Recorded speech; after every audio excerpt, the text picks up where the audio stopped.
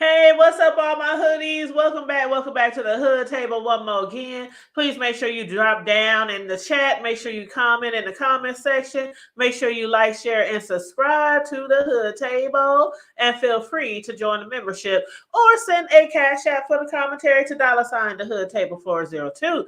Thank you so very, very much. Now, y'all, I hope all my BMF fans are all caught up and have watched the season premiere of season 3 because it was really good and we're going to talk about it. Okay, so it will definitely be some spoilers in here, so if you have not watched it, beware. I'm only gonna tell you once, okay? But yes, I did enjoy this episode, the premiere of BMF, and it was called Detroit versus Everybody. And the new season has some new special guest stars. Now, some of these stars are Grammy Award winner Dominique Lil Baby Jones, singer actor Neo, who's playing as Rodney Green, and rapper 2 Chainz, who is taking the role of Stax. Grammy nominated artist and actress Saweetie, who's playing Kia, and the Real Housewives of the ATL star Cynthia Bailey, who is playing the roles of Gloria. So we did get a chance already to see some of these new characters on the premiere of episode 1.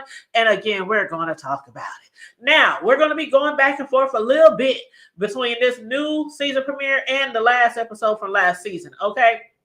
So, Brian, his son Kevin, Meech, they had a little situation, okay? Last episode, Meech, he had demanded Brian give over B. Mickey's gun. Y'all remember that? He said he had 1 hour to give over B. Mickey's gun because he had witnesses that said that Brian's car was at the scene where J-Mo was killed. Now, Meech, he called out to the police station. He asked to meet with Brian alone. And at the meetup, Meech presents the witness from J-Mo's murder who describes Brian's police car to a T being at the scene. Meech tells Brian to stay away from his organization and give up B. Mickey's gun. Otherwise, he will make sure that the witness reappears at the police station. Brian then goes to retrieve the gun. He does like he's told. At least he tried to. He went to retrieve the gun from the safe in his closet, but the gun was missing. Jen, remember, she entered the bedroom and she's asking, if he heard about what happened to his son. They done rushed back down to the park and discovered that Kevin, Brian's son, stole B. Mickey's gun and killed his bully. So he's telling his father, my bad. I didn't mean to do it. It was a mistake. It wasn't supposed to happen. It don't matter because they took his ass down to jail. Jen cuffs Kevin and he's arrested for the shooting. Then Brian is asked to turn in his gun and his badge for suppressing evidence, and he is placed on probation. Jen, at that time, she did make a last-ditch effort to get B. Mickey to confess to J-Mo's murder, but he absolutely refused to do so. So it was looking like Kevin may have to pay for additional crimes that he did not commit. Now, this episode, I felt really, really bad for Brian's son, Kevin, because he has no idea what he could be facing or who he could be facing now that he is on his way to juvie. His dad, Detective Brian, he tried to reassure him, tried to prepare him, even though he only had moments to do so. I mean, he got there in the nick of time before they hauled him off to juvie. And I guess he never just thought, that his son would ever, have find himself in this type of situation, because he wasn't like he was a street kid or anything like that. He's not street smart, definitely not street smart. His dad, Detective Brian, he was trying to tell him, he was trying to prepare him. Do not stare at any of the other kids. Don't even look in a damn direction. Kevin, he up there looking terrified and confused, talking about how much older are these older kids, Dad? To which Brian responded, don't even allow them to see you cry, son. Do it in the shower. If you have to cry, do it in the shower or do it while you're alone so that they won't take you as weak. And don't you ever accept any favors from anyone. Kevin, he was still standing there, not even comprehending what his father was trying to tell him, not even listening to the instructions that his father was trying to tell him. He was like, how far is this place, Dad? And will I ever see you, Dad? His dad was like, he started to get so angry. He was like, stop asking damn questions. Don't nobody like a nigga that keeps asking all the fucking questions. And that definitely got Kevin's attention. Then Brian promised him, I'm going to help you, son. I promise I'm going to get you out. And all I can say is that I hope he gets him out in the nick of time. Y'all let me know what y'all think about that storyline. But Charles and his wife Lucille. Last episode we had saw them walk into their bedroom. Charles was trying to once again reconcile with his wife, and he said the Bible says love is patient and love is kind, and love does not keep record of wrongdoings. But Lucille said, "Well, I do, nigga." I love me some Lucille.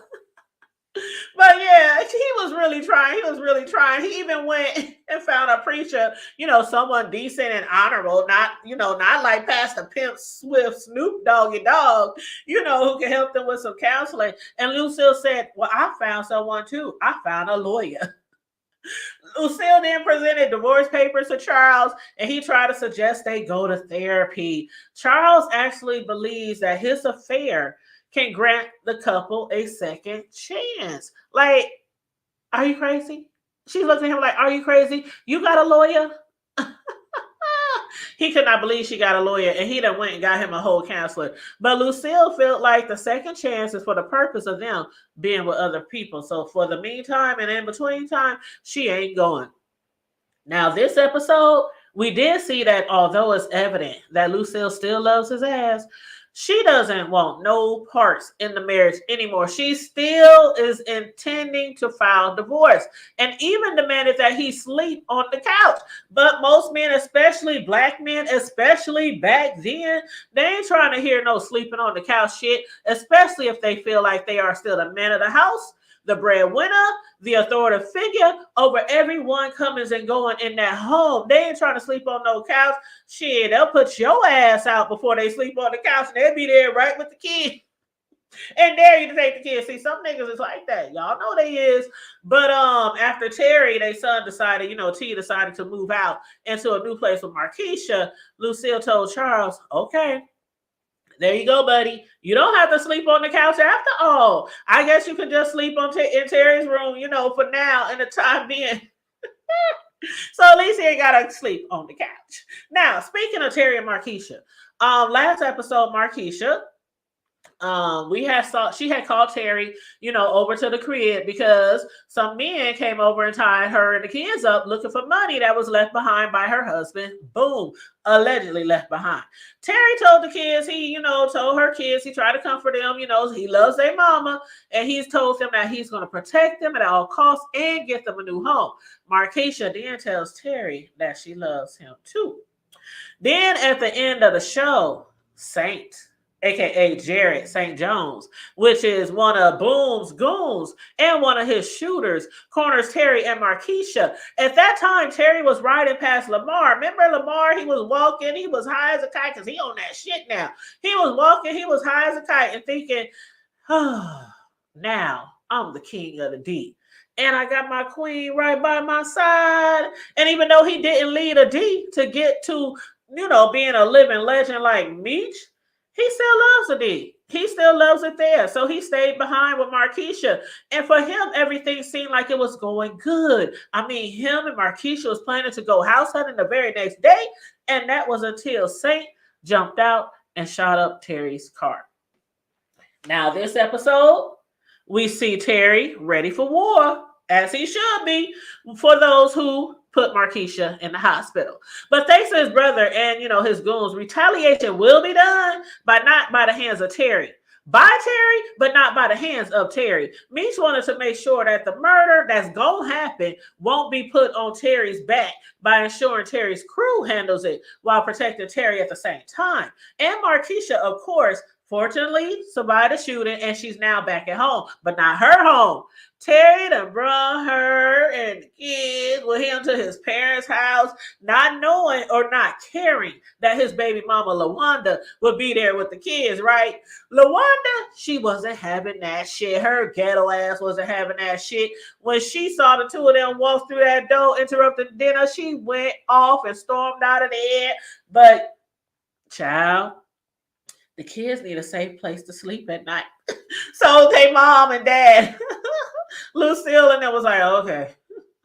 Can somebody go make us a room upstairs? Make up Terry's room. But anyway. Now, as far as K9 and the Flannery Boys, last episode, DEA Special Agents Leslie Jones and Chambers, they didn't want to partner up with Detective Bryant's unit.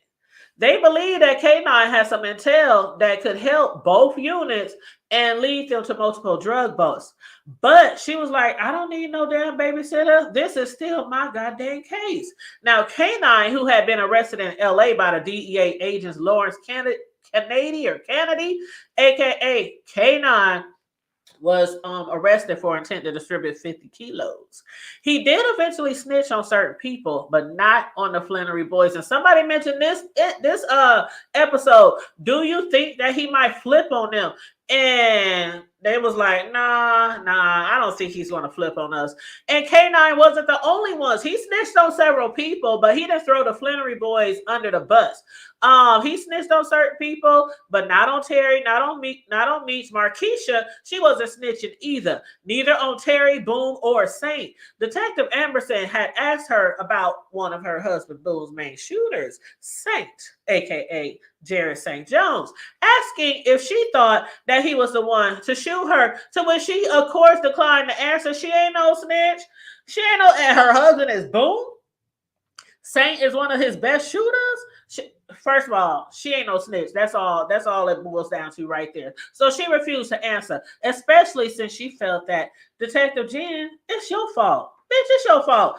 If you wouldn't have shown Boom a picture of her and Terry, she might not have been shot up. Like, it was the rumors out in the street. People was going back telling Boom shit. But when they showed the picture, I think that was like, okay, that was a straw that broke the camel's back. So, of course, Saint and them shot up Terry and Markeisha in the car, and she had to go to the hospital. Of course, she had to be rushed to the hospital because she was seriously injured. But again, Terry's crew eventually caught up with Saint and left him lying face down on his bed in his own pool of blood. But did y'all catch Detective Jen? Oh, sneaky snake ass stealing some of those bricks that was lying beside Saint's bed. Now that got me wondering, was she or is she going to try to use those bricks to set Terry up? Y'all let me know what y'all think about that scene. Now, moving right along. Okay, now Meech, Mo, Lamar, B. Mickey. Okay, so last season, remember Mo's daughter Zoe? She confirmed to Meech that it was indeed Lamar who killed her mother. Terry had to convince Meech to let Lamar live, let him slide for right now, bro. Let's let him live. You know what? We handle him later because they had to continue making money moves, especially after Mo's body was just found. So they didn't want to handle that because that would have just been too close. Too much stuff piled on top of each other, and the feds is already looking right at their direction, right? And then later, Alvin, remember Lamar's cousin Alvin? Oh, God. His weak ass. Anyway, Alvin, Lamar's cousin, walked in on Lamar getting high off a coke and telling him that he needs to basically get his shit together, which was when Lamar threw his ass on the ground, manhandle him like he normally does. And I was like, even while this nigga is high, you still can't at least try to defend yourself, you weak ass nigga. But anywho. So after Meech believed, he settled everything in the D, along with finally breaking ties with B. Mickey, at the going away party, he heads to the A to meet up with Goldie at her strip club. Now, we remember all that and how it happened. No sooner than he walked in, old boys from the rim shop who thinks Goldie, Meech, and Terry set him up, comes through shooting up everything with his shotgun until Meech and Goldie stops him dead. But now, since the dude who is a high earner for the mob is dead, Goldie has to go on a run from Robert Fulton, who is definitely going to try to find out who is responsible for the murder of one of his best earners. Goldie goes home. That was a little sad, emotional scene right there. She went home. She's trying to convince her sister that they have to run. They got to go. Man, sis, we got to go. But her sister insisted that Goldie pulls the plug on her because how's you going to run? Caring for me, a sick sister, dying of AIDS, and they ain't had nobody else. So along with Meech's support, Goldie manages to unplug the oxygen on her sis. She then instructs Meech to go to Magic City, look for a guy by the name of Rodney Green, who he has found, right? Who will take real good care of him. And that if Robert Fulton finds out that Meech helped her, then he will find him and skin his little ass the fuck alive. So not only is Goldie on the hideout from Robert, but she's warning Meech as well. Stay out of his fucking way, okay? And again, we saw who Neo, he is actually, basically the one that Goldie sent Meech to. So he is going to hook him up, okay, so he can make some monies. But of course, Meech, he might have other problems to deal with because after Remy noticed that Meech was back in the A, when they saw them walking through the club, they was like, ain't this some shit? Ain't this some shit?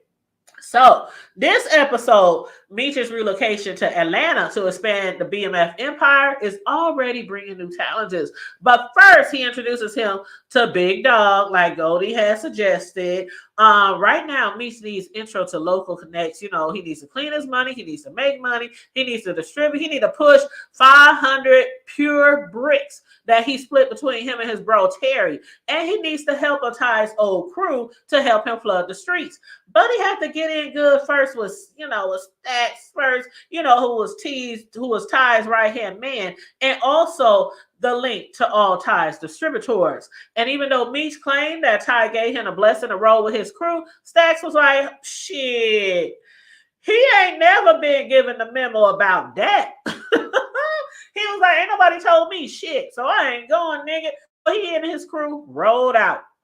But later, after Stacks saw all that dope that Meech had brought down there to the A and the mention of a nice discount, he was now all in. Then while Meech was waiting outside the apartments, outside the projects for Rip to bring them that duffel bag full of money, they got caught up in another drive-by, this time by Remy's guys. Looks like the Miami Killers is trying to take over Techwood turf, but thankfully, they managed to get both the money and Rip back into the car and able to escape without being seriously injured because Rip, he gonna be okay. He gonna survive. He gonna live to see another day. Then afterwards, Claude told Remy that Ralph and Dame got attacked by the Miami Killers outside the Dome Projects, the shit that just happened with Meech and them, which is Remy's turf. And Remy said, okay, I got this. Tell the families, we're going to take care of the funeral. We're going to take care of the food. We're going to take care of the flowers. We're going to take care of the mamas, the kids, the grandkids. We're going to take care of all that shit because so long as Techwood takes care of us, we're going to take care of Techwood. So not only does Remy have the Miami Killers to take care of, but also Meech and Ty's crew. He got to take care of them too, at least so he thinks. Meech, on the other hand, wanted to set up a meeting with Glock and the Miami Killers so that they can get the weight, the Dice's people. Because if he can form an alliance with the Miami Killers, they can maybe possibly put an end to Remy, right? In other words, the enemy of my enemy is my friend. Okay, so they was planning to meet at the Ravens Club because they figured them niggas would be up in there, right? And Meech better figure out. I was like, nigga, you better figure out real quick how to squash this, how to solve this, how to do something. Because after not being allowed to step into the club, thanks to Glock's orders. While walking back to their rides, Remy pulls up and literally, y'all, literally drops a body right in front of them. And then warns Meech that ain't nobody from the D welcome down at the South, nigga. Specifically not in the A. Child. Remy was like, take your black ass back up to the north and shovel some snow, nigga, before you end up just like this one in a body bag. So, as far as Meech, is back to the drawing board, y'all. Back to the drawing board, y'all. This episode was really good, y'all. That was my quick review. You know, I try to get in and get out. It's a Saturday. It's 70 degrees here in the O, and I'm trying to get out here in this weather. I got some things to do in my yard while the weather is nice. I got some more yard lights coming from Amazon that should be here in a few minutes. Matter of fact, before I started my show, Amazon said they were 6 stops away. So you know how the wintertime goes. When you live in a winter state, some of your outside stuff get damaged and whatnot. So I have to replace some of my outside yard lights and string lights and stuff like that. So that's what I'm about to get into when I get off of here. But what I'm going to need y'all to do, again, if y'all ain't watched the entire episode or the premiere of BMF Season 3, please watch it. Please watch it. Please share, like, support the Hood Table. And also, don't forget, we do have a membership. It starts off at the low $2.99, y'all. So join the membership if you like. And again, if you want to donate to the platform, donate for the commentary, all you got to do is hit the Cash App, $, the Hood Table 402. Thank you very kindly. You guys, in the meantime and in between time, stay safe, be blessed, remain vigilant at all times, and always remember to keep it hood. I'm out.